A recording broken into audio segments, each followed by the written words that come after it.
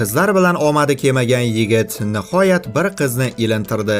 Lekin aslida qiz uni ilintirgan ekan va yigitga nimalar qilishini video davomida bilib olasiz. Agar ismingiz keyingi videoda birorta personajga qo'yilishini xohlasangiz, hoziroq kommentariyada yozib qoldiring.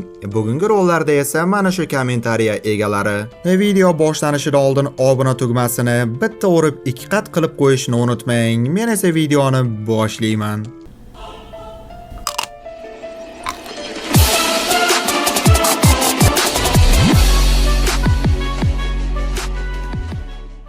Hikoya bir yigitning sovun teshaverib zerikkanidan va qiz bola bilan uchrashuvga chiqqanidan boshlanadi. U qizining uyiga kirishi bilanoq o'ta sovuqni sezadi va televizor qarshisida muzlab qolgan jasadni ko'rib qo'rqib ketadi. U buni avvaliga o'yinchoq deb o'ylaydi, ammo keyin xonada yana bir muzlagan murdani ko'rib vaziyat jiddiyligini tushundi. Bu orada talabalar yotoqxonasida Temur va Abdurahmon e'lon yopishtiryapti va keyin kirxonaga borishadi. Abdurahmon chiqib ketdi, Temur esa qoldi. Shu payt ikkita chiroyli qiz Durdona va Sabrina kirib kelishadi va ular cho'pa-cho'pisni juda ham g'alati tanovvul qiladi ekan. Ular imkon boricha yigitning uyqudagi malikasini uyg'otishga harakat qilishadi va xonadan chiqib ketishadi. Filmni to'lig'ini ko'rishni xohlasangiz, kommentariyadagi havolaga o'ting. Temur shu kayfda ularning xonasiga kirib shkafga yashirinib oldi va dahshatli narsaga guvoh bo'ldi. Durdona tanasidan uzun ilonga o'xshash mavjudotlarni chiqaradi. Sabrina esa ularni ballonchadagi suyuq kimyoviy suyuqlik bilan oziqlantirmoqda. Shundan so'ng qizlar chiqib ketishadi. Temur esa ballonchani olib, bu qizlar aslida kim emas, nima ekanini tagiga yetmoqchi. U buni do'stlariga aytadi. Jafar bu ballonchadagi suyuqlik suyuq azot ekanini tushuntiradi. U hamma narsani muzlatib yuborar ekan va keyinchalik ular talabalar kechasiga yo'l olishadi. Temur Durdona bilan badanni badanga ishqalab raqsga tushadi. Futbolchi Javohir esa Temurni temir tersak deb masxara qiladi va to'yday bo'lsin deb ular janjallashib ketishdi. Kechasi Sabrina Abdurahmonga mushugini silatmoqda va bu joyni ko'rmay qo'yavering, men ko'rganim yetadi.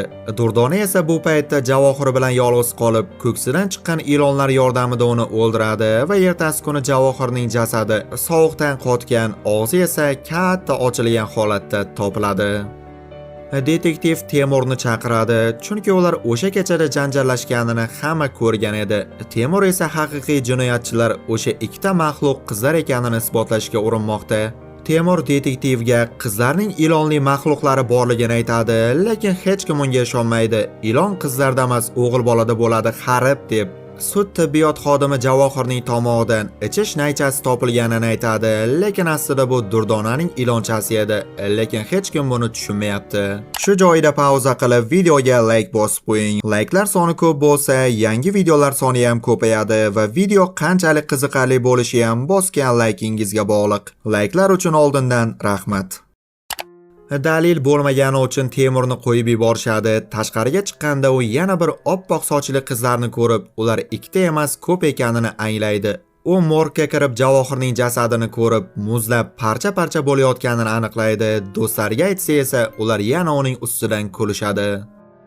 Kechqurun qor malikasi tanlovi boshlanadi va Durdona sahnaga chiqib hammani hayratda qoldirdi, lekin mendan tashqari Temur va Laylo qizlar haqidagi haqiqatni isbotlash uchun yashirin kameralar o'rnatishadi, chunki Laylo bu qizlarni ko'ra olmaydigan hasadgo'y qiz ekan.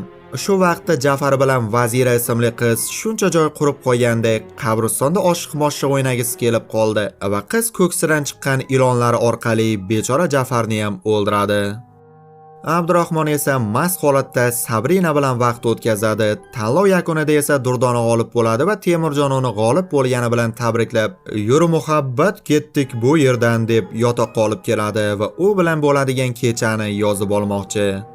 Xonada ular shaqir-shuqur shaqildog'ingdan, shaqir-dag'am barmog'ingdan deb yaqinlashayotgan payt Temur qizning tanasidagi g'alati belgi boshqa maxluqlardagi kabi tuguncha borligini ko'radi. Shu payt kamera o'chadi. Durdona esa kuzatuvni sezib ilonlarni chiqaradi va tasodifan yong'in boshlanadi va asl qiyofasini ko'rsatib qochib ketdi. Va Durdonaxon go'zal qizdan kaltkesakka o'xshash mavjudotga aylanib qoldi. Temur desak dushga ham kamera o'rnatgan ekan va boshqa qizda ham shunday belgini ko'rib, kampus to'liq bosib olinganini anglaydi. U detektivga aytmoqchi bo'ladi, lekin detektiv uni yashirincha kamera qo'ygani uchun so'kadi. Seni ham sening bordir uyalmaysanmi deb. Jafarga qo'ng'iroq qilishadi, ammo u allaqachon o'lgan. Temurning yoniga Abdurahmon kelib, u Temirning temirona harakatlaridan charchaganini aytadi. Temirjon esa elektr choynakni olib yotoqxonadan chiqib ketdi. U oppoq sochli qizlarni binodan chiqayotganini kuzatib, yashirincha ichkariga kirib oldi. Bu vaqtda Abdurahmon nihoyat 35 yil deganda Sabrina bilan ashaddiy qon to'kiladigan jangga kirishdi va gap orasida u qizga Temur seni maxluq deb o'ylayapti deb aytib qo'yadi. Shunda qiz to'satdan hammasini tan oladi. Ma'lum bo'lishicha, ular boshqa sayyoraliklar, ularning urug'i yo'q bo'lib ketayotgani uchun yerga tushib, erkaklar orqali avlod qoldirishni niyat qilishgan ekan. Buning uchun ular ilonlarini, ya'ni tuxum qo'yuvchi organlarini erkakning tomog'iga yuborishadi. Ko'pchilik buni sovuq haroratiga chidolmasdan o'lib qoladi. Shuning uchun ular faqat bezori yigitlarni tanlaydi. Masalan, Javohir ahmoq va zo'ravon bo'lgan. Kampus haqida ham internetdan bilib olishgan, chunki bu yerda har yili qor malikasi tanlovi bo'lib o'tardi. Sabrina Abdurahmonga zarar bermoqchi emasligini aytadi, chunki qiz uni sevib qolgan ekan. Bu orada Temur Durdonani topib, uni stolga bog'laydi va so'roq qilishga harakat qiladi. Ammo yotoqxona boshlig'i kelib qolib, Sabrinani ayni paytda Abdurahmon bilan ekanini aytib yuboradi. Buni eshitgan Temur yugurib boradi va kech bo'lganini ko'radi. Abdurahmonning og'zidan yangi tug'ilgan maxluqlar chiqmoqda. Temur Sabrinaga qaynoq suv sepib, uning asl qiyofasini ko'rsatadi. Qiz esa qochib ketadi. Abdurahmon esa shifoxonada halok bo'ldi va shundan so'ng detektiv nihoyat Temurga ishondi. U qo'shnilardan olgan garelkani olib, Temur bilan birga qizlar yashaydigan yotoqxonaga boradi. U yerda oppoq sochli qizlar ikkita yigitni tushlikka chaqirgan. Temur hujum qilib, ulardan biri haqiqiy inson ekanini tasdiqlaydi, chunki u qaynoq suvdan qichqirib kuyib qoldi. Ammo vazirani ustiga gulxan yoqilganda darhol maxluqqa aylanib o'ladi. Durdona ham xuddi shu tarzda yo'q qilinadi. Sabrina esa boshqa Sabrinalar kabi shustra ekan va qochishga ulgurib qoldi. Temur ham ushlagan joyini uzib oladigan tirmizak ekan, uni quvadi, ammo garelkadagi gaz tugaydi. Sabrina esa yigitni tepib ilonlarni chiqaradi. Lekin bu paytda detektiv kelib qizni otib yuboradi. Temur bug' qovurini yorib Sabrinani bug' bilan yo'q qiladi. Endi ular maxluqlar borligini isbotlay oladigan guvohlari borib, politsiya ishni davom ettiradi. Temur esa Laylo bilan birgalikda ketadi.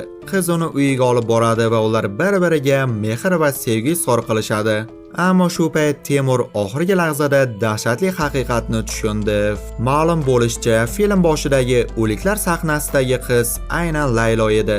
Ya'ni Laylo ham o'zga sayyoralik maxluq.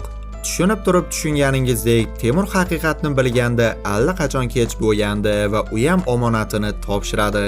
Ana endi qizlardan qo'rqishni boshlayvering, ayniqsa oq sochlilaridan. Film va video haqida o'z fikringizni kommentariyada yozib qoldiring va keyingi videolarni o'tkazib yubormaslik uchun kanalga obuna bo'lishni ham unutmang.